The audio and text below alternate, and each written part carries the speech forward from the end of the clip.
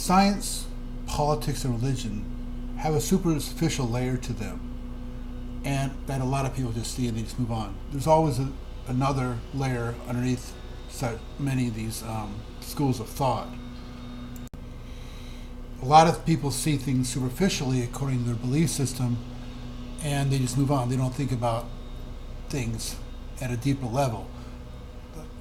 One of the most famous sayings I've heard recently is, thinking is difficult, that's why most people judge.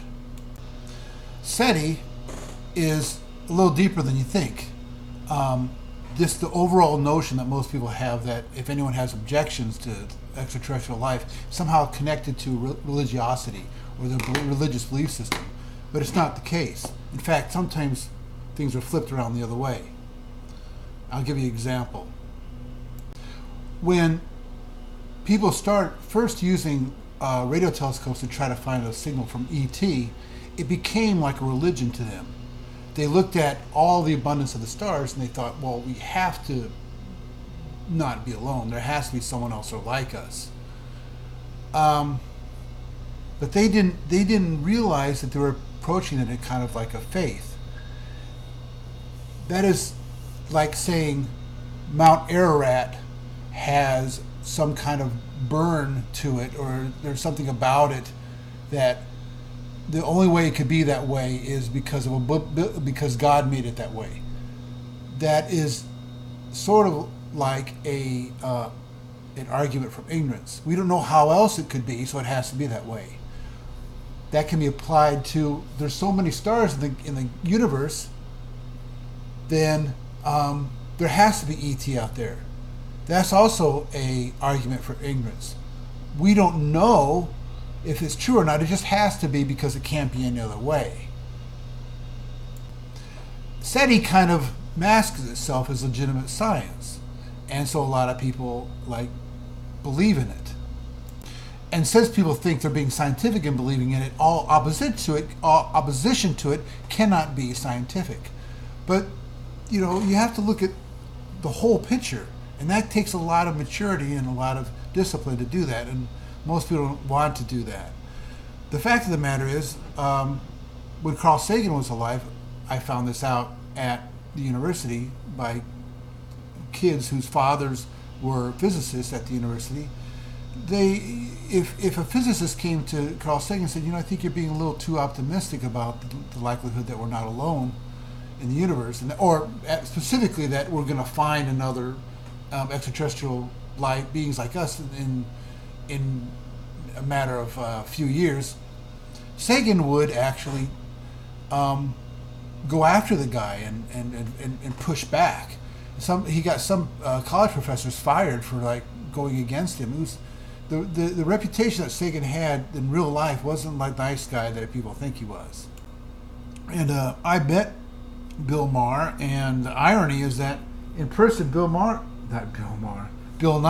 I met Bill Nye, who took over Sagan's place at the Planetary Society, and ironically, or coincidentally, more appropriately I should say, is that Bill Nye is a lot like Sagan was, and very kind of standoffish and kind of his own mission about things.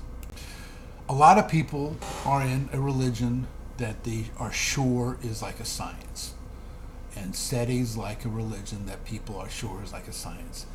It doesn't fall into the kind of scientific method or methodology, logic that people have. People are convinced that it must be true, and any information contrary to that, like Fermi's observation, it has to be pushed back. It can't be true because they've committed emotionally to the fact that we're not alone in the universe for all practical purposes. I mean, I fell for it. I was a believer for a while, and I thought it was cool, and SETI at home was a cool thing. And then when I first read the little thing on the SETI website about Fermi's paradox, the historical reference of it, the math makes sense. The statistical mathematics of Fermi's observation makes sense. And it's called a paradox because people can't believe it. People are emotionally, because we're a social species, we can't handle the fact that we're alone. So it must be true that we're not alone according to our emotional status. So that's why it's called a paradox, because, well, we have to figure out why this is. Why, why aren't there aliens walking down the street? And the people who push back to it are reminiscent of people that push back on the religion. Now, I said that some people believe in a religion or a faith thinking that it's a science. Scientology is just another example like that. Scientology is, just like that. If you talk to a Scientologist, the first question I ask a Scientologist that ends the conversation is, if it's a science, why is it a religion? I could apply that to SETI. If it is a science, why isn't it more integrated into the JPL? Why isn't it more a part of NASA instead of kind of pushed off to the side and has its own little thing?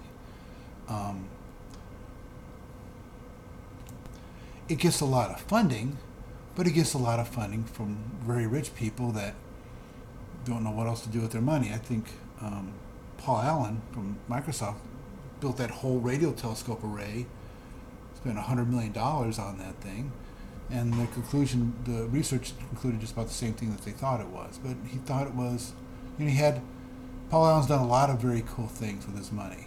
He's kicked off a lot of interesting projects, and this is like something, well, let's see what's out. It's sort of like just looking. That's what SETI is, just looking. Oh, there you go. I mean, the excitement of it isn't warranted considering the mathematics and the probability of how likely it is we're going to find some beings that we can communicate with. The fact that we're such a latecomer on the scene, we're 10 billion years the galaxy's been around, and we came from an exploded star, another star that had lived and died, and it exploded, and the gas formed our solar system. It's like we didn't come right after the Big Bang. There was a long time, billions of years, with lots of different stars to give rise to a civilization, and the amount of time that it takes to colonize the whole galaxy, because it would be like a viral thing.